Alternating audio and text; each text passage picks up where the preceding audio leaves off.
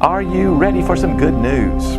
Your marriage, like all relationships, will grow when you think much of the gospel. Here's today's text from Genesis chapter 29. Leah's eyes were weak, but Rachel was beautiful in form and appearance. Jacob loved Rachel, and he said, "I will serve you 7 years for your younger daughter, Rachel." We're in the midst of a radio series taken from a marriage conference my wife and I led called Grace Times 2.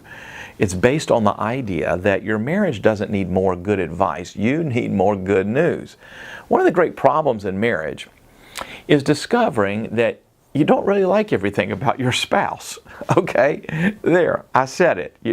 You don't have to like everything about your mate in order to have a fantastic marriage.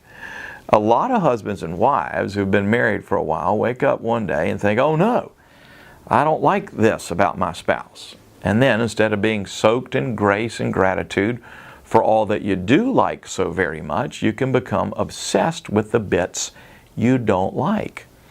When Jacob worked for 7 years for Laban, but then was tricked into marrying Leah rather than Rachel, he worked another 7 years to get Rachel. And author Craig Barnes has suggested, interestingly, that this is the problem in most marriages. You think you're marrying Rachel, your dream spouse, and then wake up to find out that your mate is both Rachel and Leah. Leah might only represent 10% of your spouse's character, but you can find yourself spending 90% of your time fixated on the Leah you want to change rather than enjoying the Rachel that you like so much. When you let your heart dwell on the gospel, you find yourself ever increasingly grateful for the love that you never deserved, and you let go of fantasy and perfectionism. Relationships that are grace-filled grant a wide mercy that admits that Rachel is also a little bit Leah, without insisting that she be perfectly Rachel. Think much of God's grace towards you, and you'll have a greater grace towards one another. And that's the gospel.